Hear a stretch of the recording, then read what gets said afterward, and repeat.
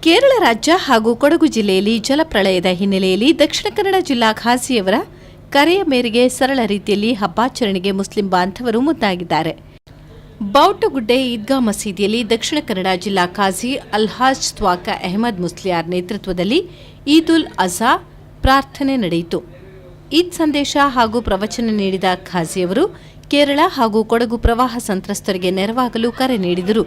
ಕೇಂದ್ರ ಜುಮ್ಮಾ ಮಸೀದಿ ಅಧ್ಯಕ್ಷ ಅಲ್ಹಾಜ್ ಎನೆಪೊಯ್ಯ ಅಬ್ದುಲ್ಲಾ ಕುನ್ನಿ ಈದ್ ಸಂದೇಶ ನೀಡಿದರು. ಈ ಸಂದರ್ಭ ದಕ್ಷಿಣ ಕನ್ನಡ ಜಿಲ್ಲಾ ಉಸ್ತುವಾರಿ ಸಚಿವ ಯುಟಿ ಖಾದರ್, ಐವನ್ ಡಿಸೋಜಾ, ಪೊಲೀಸ್ ಆಯುಕ್ತ ಟಿಆರ್ ಸುರೇಶ್, ಅಲೋಷಿಯಸ್ ಶಿಕ್ಷಣ ಸಂಸ್ಥೆಗಳ ರೆಕ್ಟರ್ ರೆವರೆಂಡ್ ಡಾ ಡೈನಿಷಿಯಸ್ ವಾಸ್ ಮತ್ತಿತರರು ಉಪಸ್ಥಿತರಿದ್ದರು.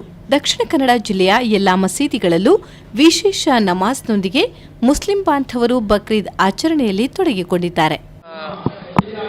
ಈ ಹಬ್ಬದ ದಿವಸದಂದು ಯಾವೆಲ್ಲ ಇವತ್ತು ನಮ್ಮ ರಾಜ್ಯದಲ್ಲಿ ವಿಪರೀತವಾದ ಮಳೆಯಿಂದಾಗಿ ಮಳೆ ಬರಲೇಬೇಕು, ನಾವು ಬೇಡ ಅಂತ ಹೇಳಲಿಕ್ಕೆ ಆಗುದಿಲ್ಲ. ಬಹುಶಃ ಇದರಲ್ಲಿ ಪ್ರಕೃತಿಯ ವಿಕೋಪ ಇವತ್ತು ಕಾಣಿಸಿಕೊಂಡು ನಮಗೆಲ್ಲರಿಗೂ ಕೂಡ ಅತ್ಯಂತ ಇವತ್ತು ಬೇಸರ ಆಗಿದೆ. ನಮ್ಮ ಸಹೋದರ ಸಹೋದರಿಯರು ಇವತ್ತು ಪರಸ್ಪರ ಕಷ್ಟದ ಸಮಯದಲ್ಲಿ ಇವತ್ತು ಅತ್ಯಂತ ಸಹೋದರತನ ಇವತ್ತು ಜೀವನ ಇವತ್ತು ಮಾಡ್ತಾರೆ.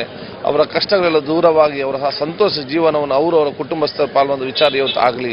ನಾವು ಕಷ್ಟ ಕಾಲದಲ್ಲಿ ಹೇಗೆ ಎಲ್ಲ ಜಾತಿ ಎಲ್ಲ ಧರ್ಮದವರು ಮುಸ್ಲಿಂ ಸಹೋದರರು ದೇವಸ್ಥಾನದಲ್ಲಿ ಆಶ್ರಯ ಪಡೆಯುವಂಥದ್ದು, ಹಿಂದೂ ಸಹೋದರರು ಮಸೀದಿಯಲ್ಲಿ ಆಶ್ರಯ ಪಡೆಯುವಂಥದ್ದು, ಹೇಗೆ ನಾವು ಒಬ್ಬರಿಗೂ ನಮ್ಮ ಜೀವ ಕೊಟ್ಟು ಇವತ್ತು ಸಹಕಾರ ಮಾಡ್ತೇವೆ, ನಾವು ಸಂತೋಷದಲ್ಲಿ ಮತ್ತು ನೆಮ್ಮದಿದ್ದಾಗ ಸಂದರ್ಭ ಕೂಡ ಈ ಮನೋಭಾವವನ್ನು ಮುಂದುವರಿಸಿಕೊಳ್ಬೇಕು ಹೇಳಲಿಕ್ಕೆ ಬಯಸ್ತೇವೆ.